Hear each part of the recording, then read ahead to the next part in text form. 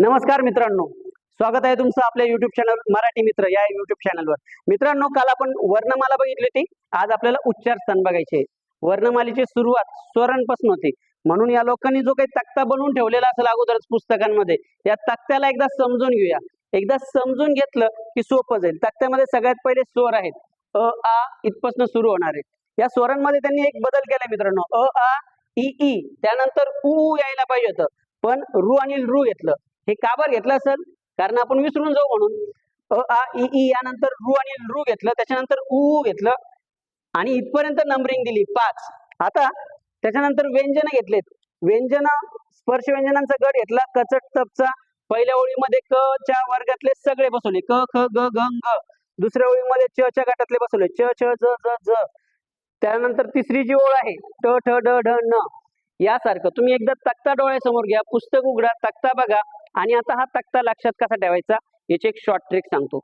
पुस्तकवाल्यांचं म्हणणं आहे की उच्चार करून पहा, ढ ढ ढ कुठं स्पर्श होतो।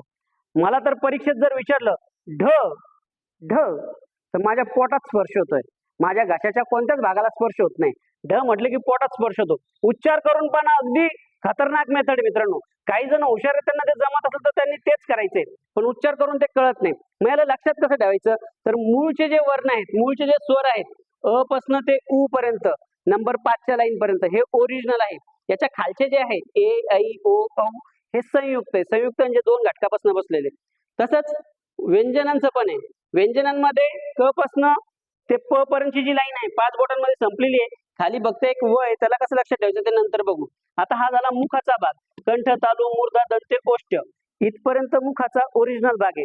याच्या खालचे पण जे आहेत ना, ते जे संयुक्त स्वर होते तसे जे संयुक्त मुखाचे भाग आहे, कंठ आणि टाळू यांच्यापासून बनलेले हे युतीवाले। या युतीवाल्यांना नंतर बघू।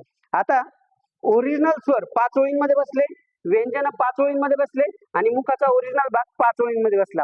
प्रत्येक ठिकाणी 5 5 5 आहे। मग या 5 चा फायदा आपल्या हाताच्या 5 बोटांवर करायचा आहे। हाताला बोट 5 आहेत का हे एकदा चेक करायचं। कुणाचा शाहिस्ते अंतर झाला नाही ना, एकदा हे चेक करा आणि मग या 5 बोटांचा उपयोग करा। आपण याला अंगठा म्हणतो, पण यांचे नाव आपल्याला बदलायचे। कंठ तालु मूर्धा दंते ओष्ठ प्रत्येकाच्या बोटावर 3-3 कांड्या आहेत, कुणाच्या घासल्या गेल्या नाही ना, फक्त हे चेक करा आणि या 3 कांड्यांचा उपयोग करा। पहिल्या कांड्यावर लिहायचे कंठ तालु मूर्धा दंते ओष्ठ, कंठ तालु मूर्धा दंते ओष्ठ। आपल्या बोटांना ताण देऊन पहा मित्रांनो, स्वतःचे बोट ताणले तरच मजा येते। लोकांच्या बोटांवर करायचं नाही, असं असं असं असं हलक्यात घ्यायचं नाही, ताणून बघायचं। कंठ तालु मूर्धा दंते ओष्ठ, कंठ तालु मूर्धा दंते ओष्ठ। करून पहा, करून पाहिल्याशिवाय मजा येणार नाही। लोकांच्या आनंदात आनंद साजरा करणं बंद करा, स्वतः ताणून पहा। कंठ तालु मूर्धा दंते ओष्ठ। आता नंबर 2 च कांडी, त्या कांडीवर लिहायचे क च ट त प, क च ट त प।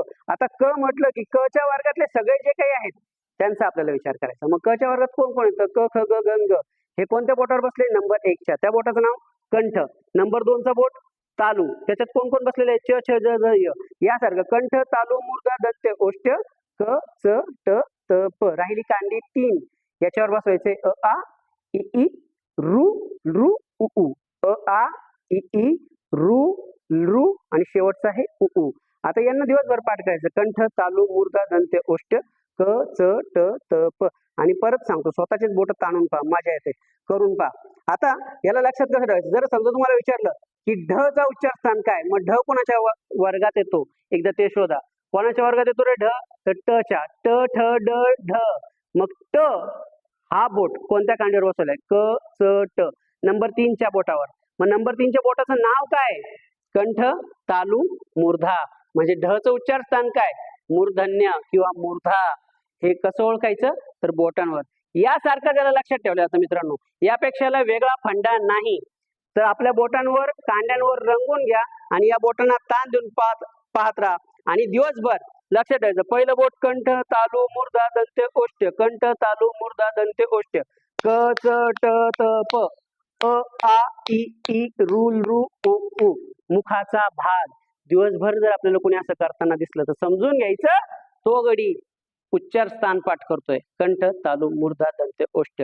यासारखंच सोप्या पद्धतीत समजून घेण्यासाठी आपलं चॅनल जर आवडलं असेल तर लाईक करा, सबस्क्राईब केलं नसेल तर सबस्क्राईब करा, कारण तुमच्या सबस्क्राईबनं मला नवीन काहीतरी घेऊन यायला मदत भेटते. धन्यवाद. जय हिंद, जय महाराष्ट्र.